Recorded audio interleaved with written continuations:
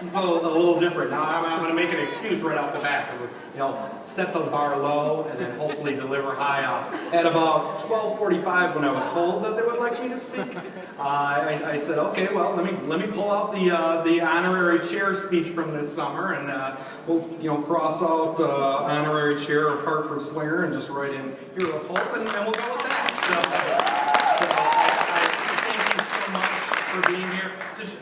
Cancer is not fair. There was another speaker here, a young girl, who unfortunately could not make it and is in the hospital fighting the fight. And so, we never know what's going to happen with cancer, and but we fight, and we fight with the power that you give us. So it's my honor to be up here as the Hero of Hope Award winner. My name is Dulak. Unintentionally, my relationship with Relay for Life and the American Cancer Society has come full circle. Since 2001, I've been a team member, a team captain, a committee volunteer, a lead for campsites and websites and logistics. When my wife, Wendy, came out in 2001 and said, we're going to be walking we're going to be doing the relay, I didn't have any close personal brushings with cancer.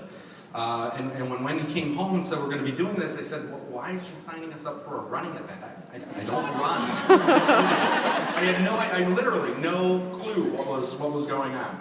And after the first year, we realized what a great event it was and wanted to get more involved in the community. And really, it went something like this. We walked in, and something was wrong with the campsites. Everybody's camping on top of each other. I said, this is all screwed up. And Patty Peters, I'm pretty sure, our really character, came up to me and said, that's great, come right on.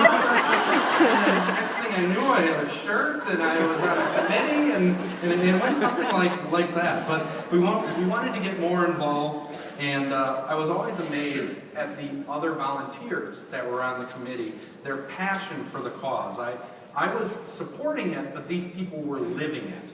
And over the last 3 years, that support has become much more personal to me.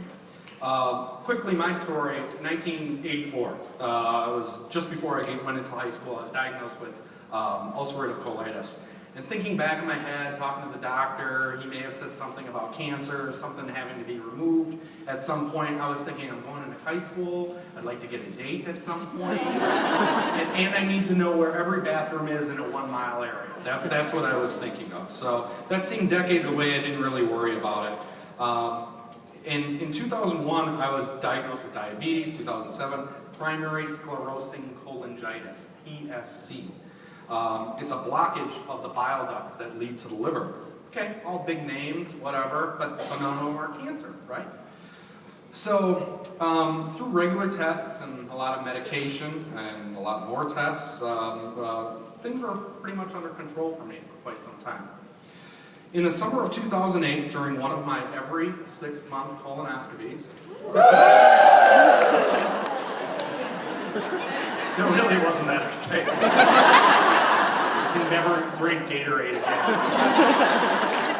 again. The test found something in 2008. And before I go on, I want to do an aside. I'm going to do this a couple of times. Never put a microphone. I'm sorry. I was supposed to fill the rest of the evening, right? I want to talk to all the guys out there. When your doctor tells you to go in for a colonoscopy, go do it. I remember my first reaction was, you're going to stick what, where? No thanks, really. I'm good.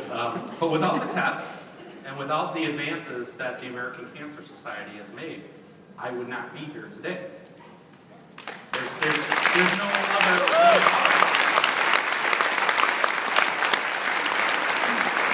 If you think you're too manly for a colonoscopy, try crapping in a bag that's attached to your gut. That's your choices. When you have your colon taken out, it's not exactly sexy. So get it done. So anyways, where was I? I just had a colonoscopy. Can I get that cheer again? I had just had a colonoscopy. Never in my lifetime did I think having a colonoscopy would lead to that sort of thing. There's an experience. I was on vacation with my family in Eagle River, and I get a call from the GI nurse. Dr. Fowle wants to talk to you. Okay, that's never a good sign. The doctor never wants to talk to you. And so I knew this wasn't good. I remember walking out to the car so I'd have better cell phone reception. And what seemed like an eternity, he called me back and he told me, you have the beginning stages of colon cancer. Okay, the longer they waited to treat it, the more it was going to spread. So it was time to take the colon out. All right? But before they could do that, they wanted to test my bile ducts one more time. At that particular moment, it didn't seem like the least of my worries. My PSC, or primary sclerosing cholangitis, had been unchanged for some time. So they tested my bile ducts. If you had a clog in your pipes at home, stick something down it, maybe snake it out and clean it out, that's what they had been doing to me since 2007, every 6 months. So they would do that. They'd test the cells that came up. And lo and behold, this time when the test came back, they came back positive. So I had bile duct cancer, which is connected to your liver, 2 cancers, unrelated, not one spreading from the other, just happening at the exact same time. Wow, am I lucky? Let's go buy a lottery ticket. So how do you fix PSC? You do it with a liver transplant. Unfortunately, you can't take out someone's colon and do a liver transplant at the exact same time. I asked, they won't do it. Just doesn't work like that. So 1 month after my diagnosis in August of 2008, I had a colectomy done to remove my colon. I had a temporary ostomy bag placed so my newly constructed pipes could heal. And for 6 months, my wife, Wendy, and she would help me change my ostomy bag every 3 days. When you get married and you say, in sickness and in health, I'm pretty positive this is not what you were thinking about. So every cancer survivor has an angel, and I think we can all think of ours, and Wendy was definitely mine.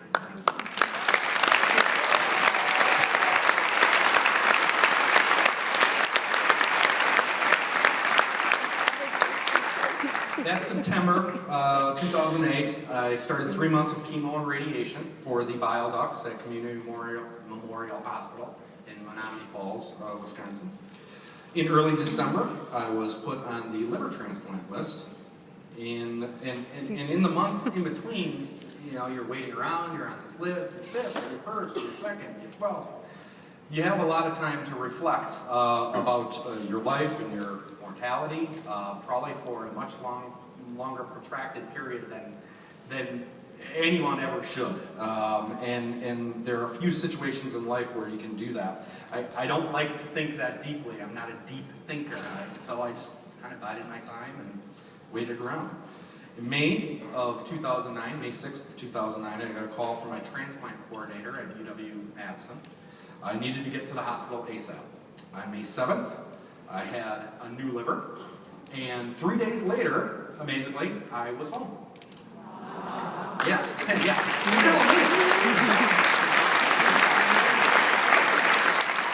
I was expecting 3 weeks in the hospital to feel just horrible, and I came home and I actually felt pretty good.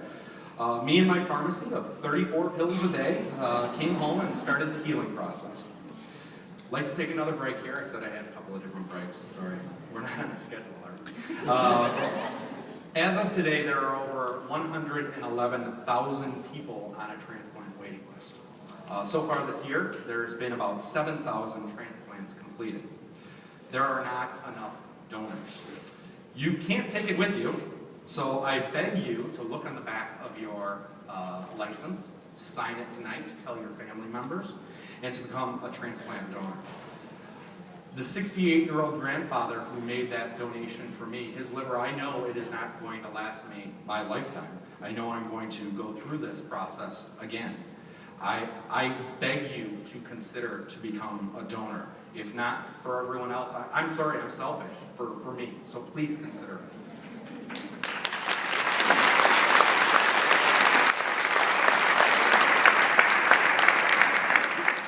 During the closing video that we watched in the opening ceremonies today, there was a sign that said, "I held your son's hand when you were not at the relay the first time." I do not want that person to be me. I don't want my sons, my daughter to experience that. So I beg you as volunteers to make that one more call, to make that one more ask, to not sit down on the couch when you really deserve to do that one more step. I beg you to do that. I was able to make it through the transplant process because the American Cancer Society has invested, what we heard, thousands, millions of dollars in research, in specific research, something called the Mayo Protocol, developed right down the road here in Rochester. This process that I had done to fix my bile duct has not been done by hundreds of thousands or even tens of thousands. There's roughly 1,000 people, maybe probably approaching 2,000 now, in the world that have gone through this treatment. Sometimes we ask ourselves, why do we bother with the relay? I can easily say that without the money that you have raised, I would not be here today.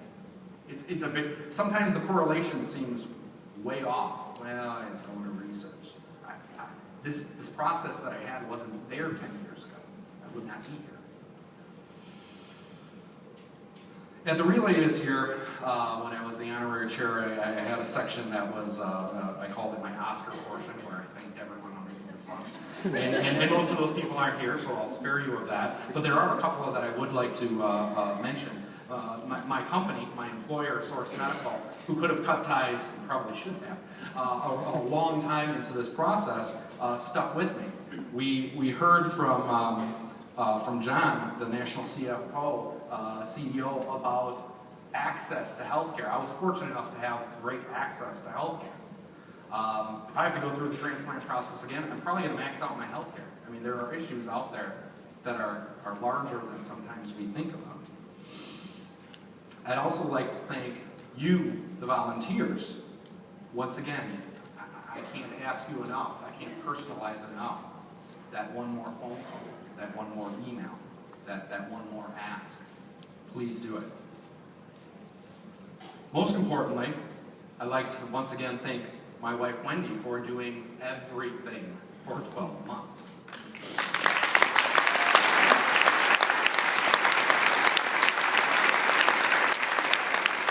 Soccer practices, the swim meets, the clean the house, the make all the food, and apparently I get crabby sometimes. I've never seen it, but apparently it happens.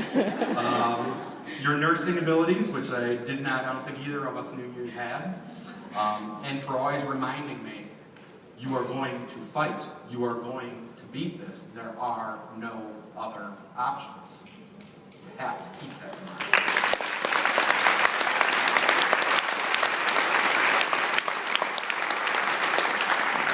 The Relay for Life and the American Cancer Society has given me the resources and the information they supplied me and so many people that battle cancer. When Wendy and I were trying to figure out how to tell, at the time, our 5, 3, and 1-year-olds how Daddy had cancer, how we were going to be in Madison for weeks at a time for all of these appointments, we turned to the ACS website. There is information on there specifically on how to do that. There is the hotline, the telephone number. The information was there. ACS has given me the support and the backing to help develop the very drugs that I take today that keep me alive. Most importantly, they've given me friends on our committee that I will treasure for a lifetime that have helped me through this. Thank you so much.